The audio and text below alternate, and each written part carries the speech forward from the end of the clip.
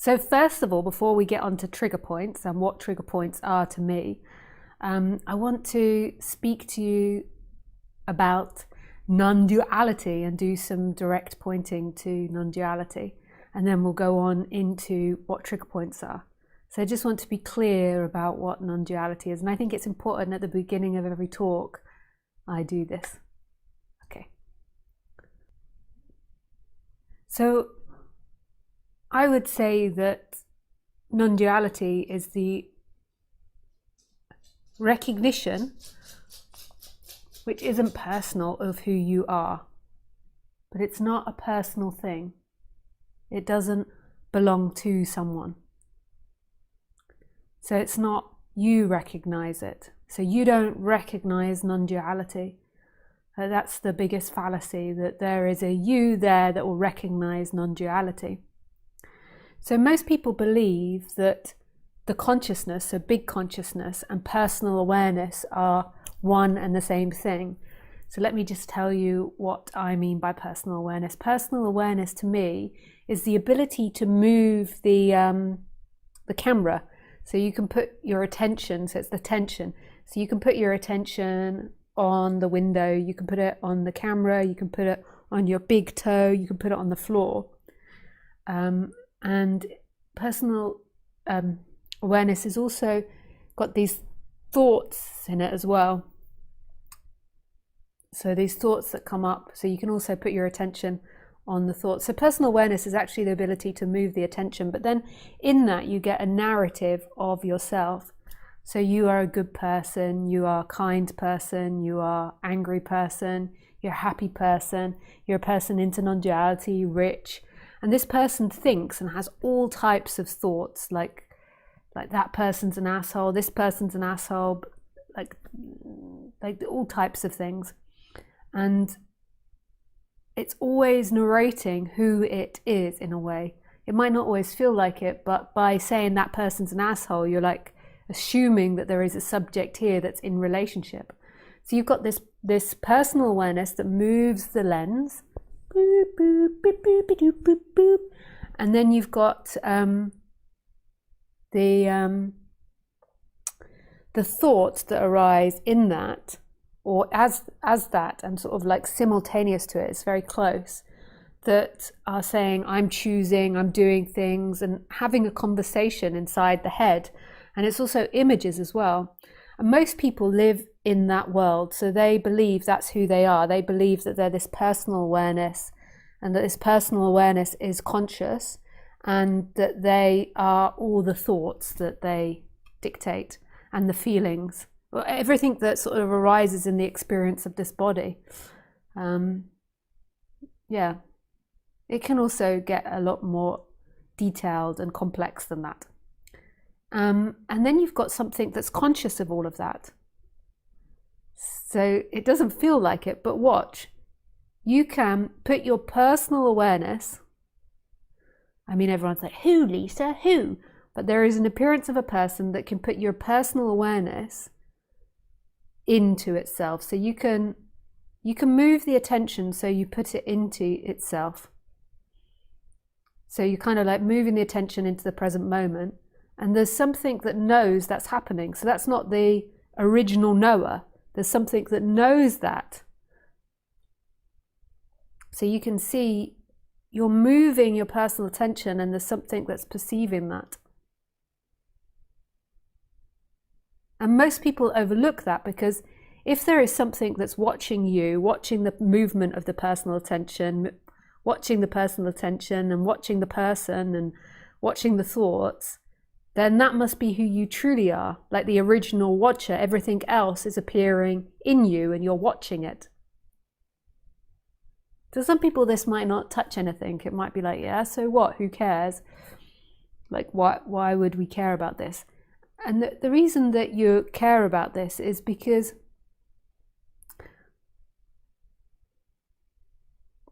sometimes there can be a deeper knowing of it than the words are presenting. And you can kind of resonate that there is something in the experience that's inherently free. Because the consciousness, which is experiencing the person and experiencing the movement of awareness, is free. It's not bound to this world. It doesn't suffer the human ailments. It doesn't suffer anything. It doesn't have any objective on anything. It's just free, experiencing itself.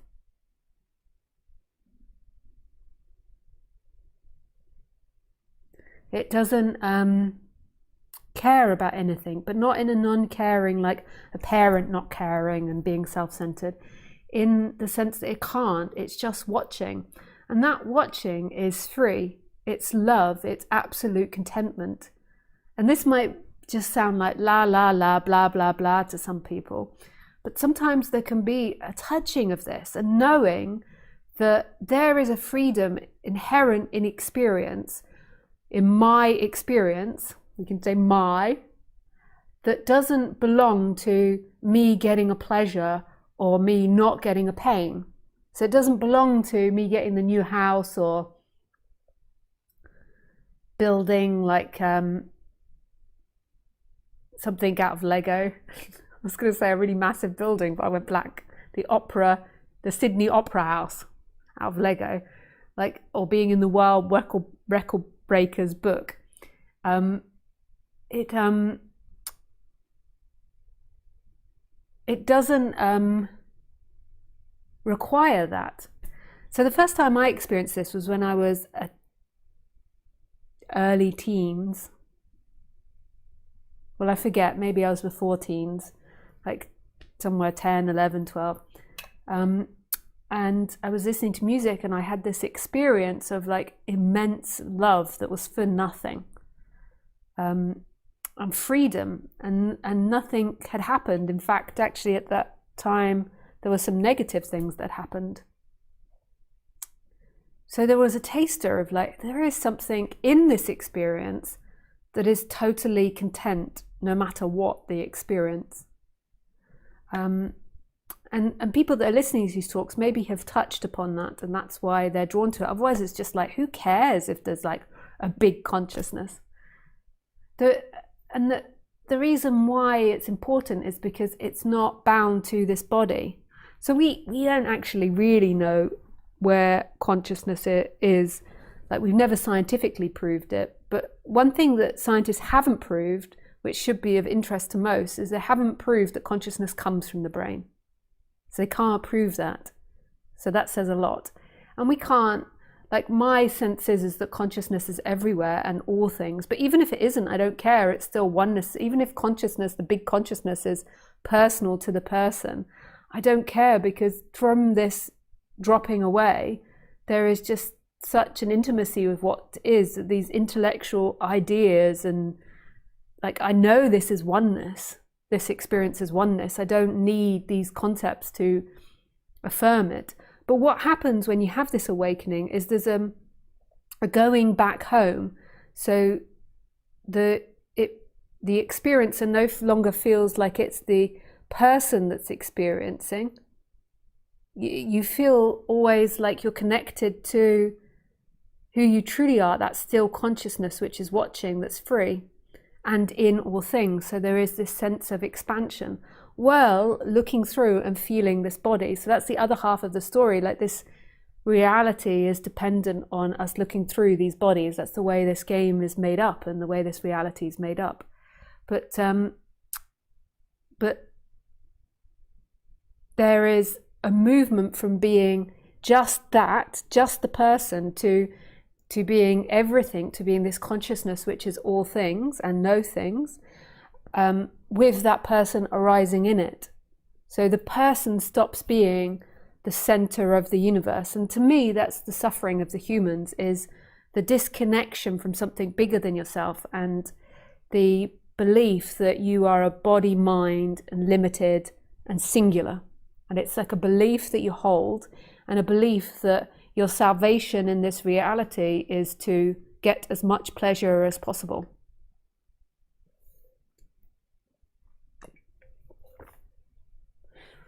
When you get deeper into non-duality, like, the concept of consciousness begins to fall away. So you'll see that there's some teachers say that there is something beyond consciousness, that's this mystery. In a way, that's true, because we don't know what consciousness is. Like, yeah. So it's but I wouldn't, that doesn't matter. Like when you're first beginning, it's like make consciousness the altar with that feeling of I am, that this is, because that's the first manifestation in this world, is that I am, this sense of beingness. And these are the home, these are the freedom, these are the refuge of everything that's happening in this crazy bonkers world, which can do all types of dirty dances and tangos and flamingos.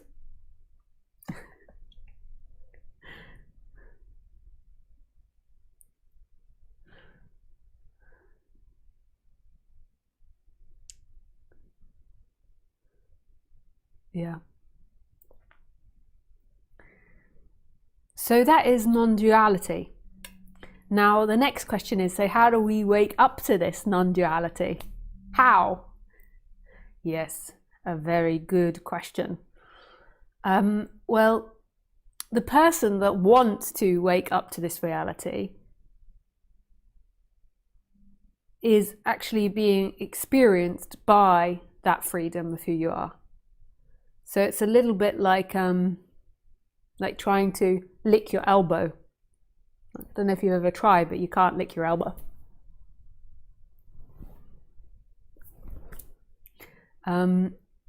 Because the freedom is the watching, and it's watching the person. So the person's sitting there like, how do I get to consciousness? I got to put my attention in consciousness and stay still. But there's something that's watching that. However, I will say that I do think that putting your attention in this moment, so becoming present and incorporating the whole of the body, because the body is in this present moment and the body is in consciousness. So coming present, like including the body, like not ignoring the body, because that's what's here, is really super wise. Although I think it's also wise not to ignore trigger points and to use like Western ideas of psychology, body work, trauma work, somatic work, all types of different work to try and relax the body, and then also continuing the movement of the attention into the present moment. But notice that all of that is being watched. So there is a consciousness in the experience that's free. It just can't be felt because there's too much identification on the person. But if something's being experienced, then there's consciousness there. There needs to be consciousness in order for this to be experienced. So consciousness is always there. So the theory goes, but I can't tell you whether this is true or not, because I can't look into every experience that's ever happened in the course of reality, this reality, and tell you, what is the scientific rule to this. But the story goes that if you settle down the person, which seems to happen for a lot of people that I work with, then the clouds of the person become less dense, and so the consciousness is recognized. So settling down the person is an act of wisdom. And they're very strong on this in some traditions. Like in the Buddhist tradition that I was in, it was very much about settling down the person and working on the person and meditating and forcing your attention into the moment and looking at your triggers. And some are more into that than others. I think that it's hard to know how this all works. Yeah. And in a way, there is only ever this moment. So it's always going to be the problem of that seeking person. That doesn't mean don't seek to make your life better, but it's always in that realm. To me, it's wisdom. Far out, most people come to this subject because they want to feel better, not because they want enlightened, but then the enlightenment makes them feel good, so then they're like, okay, I'll take enlightenment. And so I'm telling you, and other teachers are telling you, wise things you can do to make your life feel better, do them, because if you think, oh, okay, what I've got to do is just quit seeking, you'll just go back into your old negative habits and suffer. that's not the answer either, because you'll go back into old patterns of seeking. Like the person, when it's there, is going to seek. So you might as well clean the cage of the person, or clean the cupboard of the person. And it's only kind to your neighbors. Like mowing your lawn, it's only kind to become more self-conscious. Like pulling out your weeds on your front lawn and mowing it. Like we do this for the neighbors. I mean, does anybody actually really care about mowing their lawn? Like grass actually looks really nice when it just grows naturally. But everyone does it because it's like, we got to do it for the neighbors, because then it makes our street look nice and everybody knows that we're rich people and not criminals. I'm kind of playing with you. But I do think that the cleaning up the person is kind for your partner, for your parents, for your children, for society on whole. If you're very into politics and you fight for world peace, I think it was Jordan Peterson I heard quote really like, first of all, sort out your own closet before you try and sort out everybody else's. Yeah. I'm sure there's always exceptions to that, but it's kind of funny. So then we go on to trigger points. So the reason that I came up with this title, it's a little bit vulnerable saying this, because I never like to talk about people on the internet, but we're going to talk about people. So I was watching this video. I'm going to leave it anonymous as to the video I was watching. And it became apparent to me that the couple in the video, because of what they were saying, like it was very overt, that they were in a relationship and they believed that the practice of putting your attention into consciousness would eradicate all triggers. So they would have no trigger points left in their body. And if they get triggered, then that means that that they're not putting their attention firmly enough in consciousness. Yeah,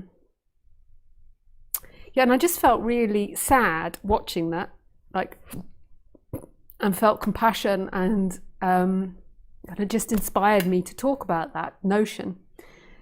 That is a terrible notion to have, and I know that I used to have this notion.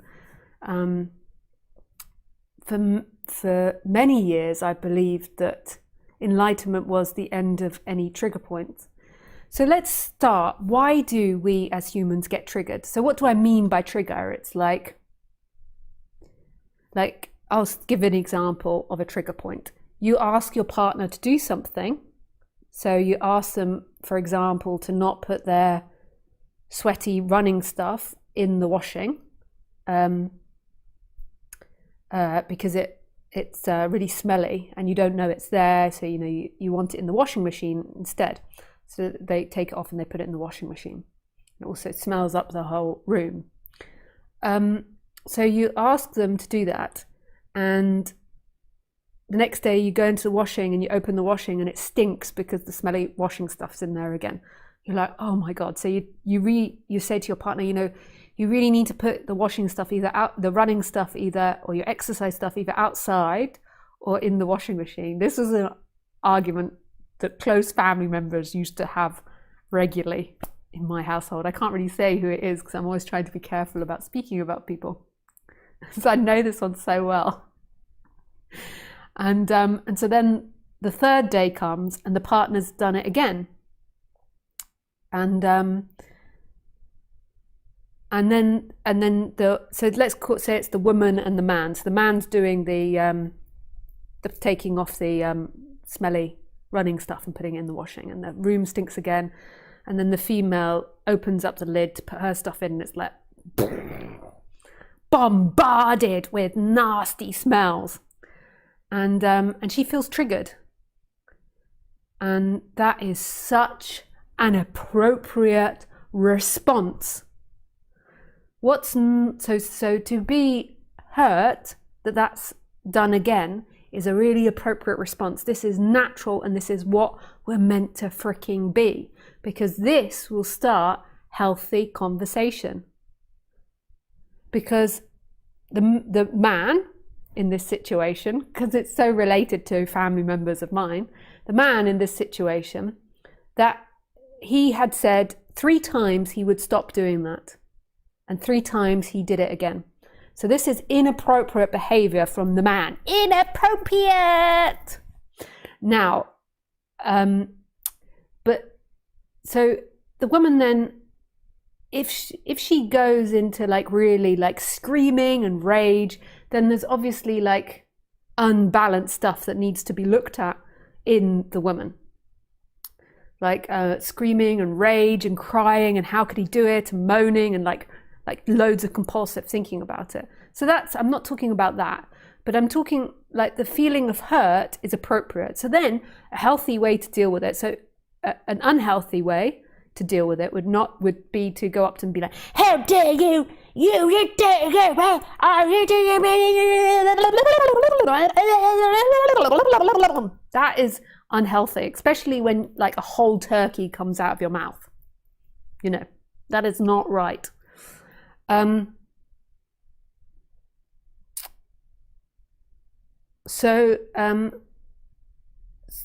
the healthy thing to do would to be go up to the person and say, hey sweetie, I'm just feeling a little bit sad at the moment. I mean, I'm not a therapist, so I can't do this really well, but like roughly, I'm not great at communication. I'm not bad, but I'm not like the perfect person. Like I'm just feeling a little bit sad at the moment because I asked you 3 times not to put the washing in the smelly stuff in the washing basket, and it's in there again. And yeah, I feel sad and not listened to and not heard. I just would like a little bit of like reassurance that it was like an accident, or that you do intend to not put it in there, whatever, something like that. But there's still pain and there's still sadness there. And there could be even annoyance. You might need to go into a room and be like, in the body. You could also have other triggerings to past things, when past people have said they're going to do something and then not do something. So it is totally right to feel what we would call and define triggered, to have an emotional response to that. If you ignored that as the female, that could begin to get into very unhealthy dynamics, because this could be an act of passive aggression by the man. It could be like, F you, woman, I'm not going to do as you say, I'm just going to keep on doing what I like. And then you just keep ignoring it, and it's like totally inappropriate to have someone behaving like that. So feeling triggered is what helps spark us into healthy communication, and what makes us more bonded and more loving in relationships. What used to happen to me when I was in non-duality relationships when I was younger, or Buddhist relationships when I was younger, I'm sure it happened, I did it to my partner. I'm not blaming my partner, but it's going to seem like that because I'm going to put this as the woman, that I did this to people as well, is that I would go up to my partner. So say if I was the one with the smelly stuff, and I would say, look, I just feel a little sad at the moment because I found the smelly washing in the basket, and I just makes me feel really uncomfortable that we spoke about it. And then they went, you're getting triggered. If you really understood non-duality, you'd be putting your attention in the moment. Or maybe they don't say it like that. Maybe they say it more non-dual. They'll be like, but this is just your triggers. This is life showing you your triggers, and you have to move your attention into the present moment to go beyond your triggers. This is so unhealthy. This isn't healthy. Oh my goodness. This isn't healthy. This isn't what non-duality is about. And I just think that so many couples and people do this to each other in the spiritual scene.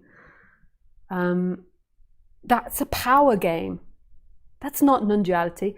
Of course, the absolute freedom is putting the attention in the moment, but it's absolutely not appropriate in that moment. What's appropriate is to validate each other's feelings. And then afterwards, if you feel like it as a couple, you could then speak about how there's still freedom in the moment, even when you have these uncomfortable feelings. what used to happen to me is that I would go and I would say these sorts of things to my partner, and then they would keep saying, oh, this is your mind, you're being triggered. And, you know, it doesn't matter if I put washing in there, that's just your feelings. And then what I would like build frustration and resentment towards them because I would feel unheard and unseen. And yes, everything you can look in yourself and help send you deeper, but that's not the appropriate time to do it in relationships. Leave that to the non-duality teacher you're going to. Like let the non-duality teacher say, but ultimately there is freedom in this moment. But we are meant to have feelings. We have feelings in order to communicate. That's why we have them, and to help navigate our environment on a human level. What we need to learn is how to communicate healthily and not deny each other's feelings. And this is just a game. Oh, that's just your mind. That's a trigger point. Oh, bleh. Makes me want to vomit seeing people believe that. Like vomit, not in like, it's just like such abuse of non-duality. Like, so when I saw it in this video, I just felt this compassion and like this gurgling in my stomach, because that can just be so negative on somebody's psyche. It's like narcissistic abuse in a way. It's like gaslighting, and it's just so unhealthy for the mind. What you want to do is please read, if you're feeling like you don't know how to communicate to your partner, read Nonviolent Communication. There's a reference book. It's not from me, it's from another guy whose name I've forgotten at the moment. I'm not very good at like spewing out all these names. You can read it on my reference page, Nonviolent Communication. Like, such a brilliant book. And you can go and work with someone to understand what's happening. Like, so say if you're the man in that situation, you feel tempted to deny the woman's feelings by saying that's all in your mind.